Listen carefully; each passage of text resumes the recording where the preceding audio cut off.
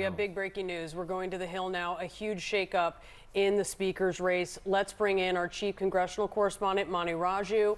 Manu, Jim Jordan now officially out of the race. Tell us what happened.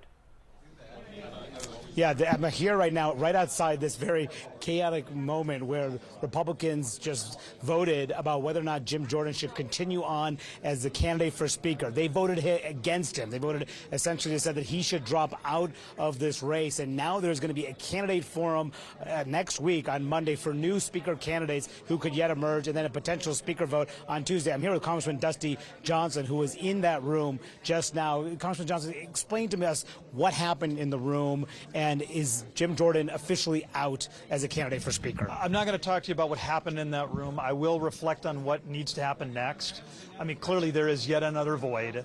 We are going to have a couple more days of chaos as we try to get a sense of what's next. To me, it reminds me how incredibly irresponsible it was for 208 Democrats and 8 Republicans to put this House into absolute chaos without any kind of a plan for how we were going to move forward. Now, we really do need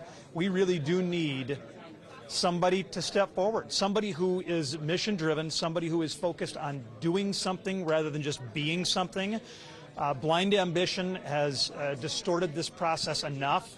We need to go find a leader. Mr. Donalds, are you going to have to be made? So right now the key. Hold on, everybody. Our process is one where every member votes. They make those decisions for themselves. We are where we are. My view is we should be here in Washington, continuing to work until we resolve this. What are you going to do? What are you going to do? Are you going to run for Speaker? Manu, right now, I don't know what I'm going to do. What I'm going to do is, frankly, sit down, think, because we got to get our business together, and that's going to be my entire focus. Congressman Roy, how big of a mistake was it for the Republicans who voted to oust Kevin McCarthy without a plan here? Yeah, I'm not going to go down that road. That's been asked and answered, right? I didn't support the motion to vacate. I supported Jim Jordan wholeheartedly. I think it was a mistake for the Republican conference to just walk away from arguably the most popular Republican in the Republican Party. So we shouldn't have done that. We just did. So now we got to go back. So who's going to be the candidate now? You think I'm going to start positing that? I'll tell you what, I'll pick somebody I definitely don't want to be Speaker, and I'll mention that name. Why is it so hard for the GOP to get their act together here? Look, I've answered this before. You can agree or you can disagree. We have our Democratic colleagues will not work with us on a single thing to secure the border. Not one thing. In any. You're the ones who can't get behind a candidate here. No, hold on. So what we're doing is we're having a debate among the 221 who are willing to actually have a debate about the things our people care about. And some of that spills out in public. And you know what? It's a hell of a lot better than having a decision made by the Kremlin and foisted upon you. We are laying this all out in public view, and the American people can see it. It is the sausage getting made. It's the worst system except for all the others. You think this looks good? I mean, look, having the American people be able to see how we're wrestling with the tough decisions and what we're trying to do and doing it with intensity and doing it because we care about this country. I mean, God bless all of these people who put their names forward. All of the stuff that we're wrestling with, because it's a hell of a lot better than the way the rest of the world has always done it. God bless. Very, very strong feelings as you're hearing coming out of this room. Just one Republican after another, just some at a loss of words, some just furious at everything that has gone down, some angry pointedly at some of the members, some trying to shift the blame to Democrats who did vote with Republicans to oust Kevin McCarthy. This was initiated, of course, by Republicans themselves to push out the Speaker of the House, and then they haven't been unable to find any sort of consensus nominee. And just for viewers to understand how significant this is, if you don't have a Speaker of the House, nothing can get done. Legislation can't get done. The president setting up an aid package for Israel and Ukraine that needs to get approved for the people who say that this is absolutely essential to deal with pushing and deterring America's enemies. None of that can happen unless there is a Speaker of the House. And we are seeing something that we have not seen yet ever in American history, a Speaker pushed out in the middle of his term, and then the failure of a party to figure out who can replace him, and the feelings in that room from Republicans right now, the emotions so raw because they are at a complete opposite sides about how they should move forward. How can they get out of this crisis that they caused? They have no idea how to do that yet. They're going to try to figure out whether a new candidate can get them out of this morass, but it is highly, highly uncertain whether that person can. Guys. That is a good word there, Mani Raju. Morass. I think that is where they find themselves and where we find ourselves right now. Mani Raju, amazing work on the Hill. I just feel like we're there. This is like a day in the life of Mani Raju tracking down members of Congress. And there we have what everyone needs to know. Thank you so much for that. All right, Florida Congresswoman and Freedom Caucus member Anna Paulina Luna is joining me now. Congresswoman, thank you so much for being with us. What is your reaction to this? Jim Jordan, who you have supported, is now out. You know, Jim Jordan is arguably one of the most popular Republicans in U.S. history, and you had some members of the GOP that really just spat in the face of their voters. What I've really come to find is that there are those candidates like me that exist on both the right and the left that really don't hold their votes accountable to special interests, and I think that you all saw that, the world saw that play out this last couple of weeks. So where now?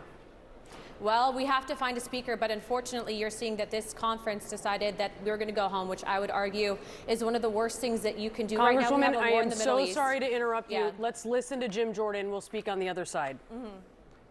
I appreciated getting to work with everyone, talk with everyone. I got to know members in our conference that I didn't really know that well over the last 3 weeks, and that we need to come together and figure out who our speaker is going to be.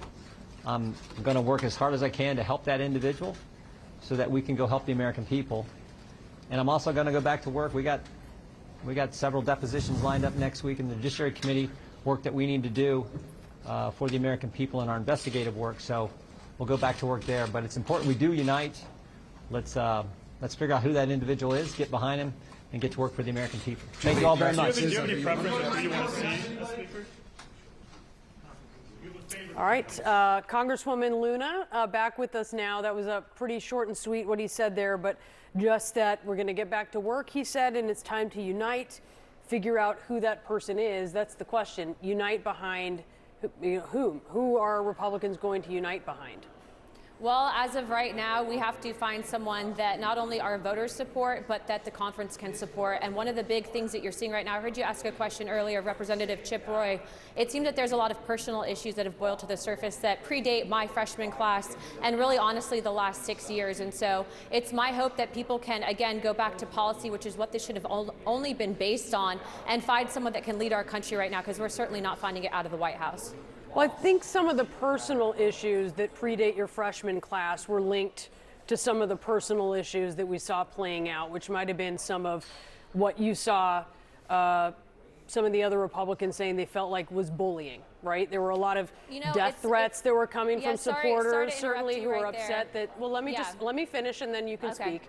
But there were, they were certainly upset that there were death threats coming to them, and in their case, some of their spouses, and they felt that they were being bullied and intimidated as they opposed Jim Jordan. You know, I'm so happy that you brought that up, because I saw members saying that their constituents calling their offices, asking them to vote a certain way was bullying. And as far as I'm concerned, the people that elected you, when they call you and they tell you and they voice your concerns, that's not bullying. But I will be the first person to say that, of course, I don't condone death threats, but I actually received one that CNN covered in my 2022 election. And you know what happened? People thought that that was crazy. But unfortunately, in this game of politics, it gets nasty. These exist on both sides. And to say that it was the chairman of the House Judiciary that was behind this is a farce. I didn't say he was behind it. I said this was occurring in conjunction as people were upset about what was happening. And we didn't see him vociferously, publicly saying that this should not happen. And as we understand it, there were also, and you were there inside of these meetings, sort of to your point where you said this is just sort of the way things are. It sounds like that's sort of, let me ask you about this. Why is that okay? I mean, this is the way things are? How is that acceptable? It's not acceptable, but what you're seeing is a failure on both sides and within very, I think, important leadership positions to condemn it. I can tell you that I heard an interview earlier today where Nancy Mace said that she received death threats last week and that her family was harassed, that she had her car keyed. So the fact is that this is politics. People get excited, they get sometimes really their blood boils, but it's not acceptable and we should condemn it across the board. But again, what I'm saying is that I saw members trying to blame this on Representative Jordan, who's a chairman of House Judiciary. And if we're talking about moving forward, I think it's important for people to remember that what you say on television, that what you put out from your office, whether or not it's personal, it's going to have long-lasting effects. And what I am saying is that the chairman of House Judiciary, that Jim Jordan, during his campaign for Speaker, was not behind that. Who are you thinking that you would like to support now? Do you have some members in mind that you are encouraging to throw their hat in the ring? You know, I thought Lee Zeldin would be incredible, but I'm hearing that some members in conference won't support someone outside of conference. I think Kevin Hern would be good. I think that there's a few people, but again, you know, we were focusing on what the American people wanted. We were focusing and giving Representative Jordan the respect that he deserved, and so again, we are going to have to go back to the drawing board. And I do think that it's important to note that, remember, we have a CR that's ending in less than, I think, 27 days now. We have a war in the Middle East. We just had President Biden try to lump Israel and Ukraine funding into a request that we're clearly not going to even be able to address. And so we have a lot of issues right now. And again, going back to what just happened, you saw people put ego before the American people.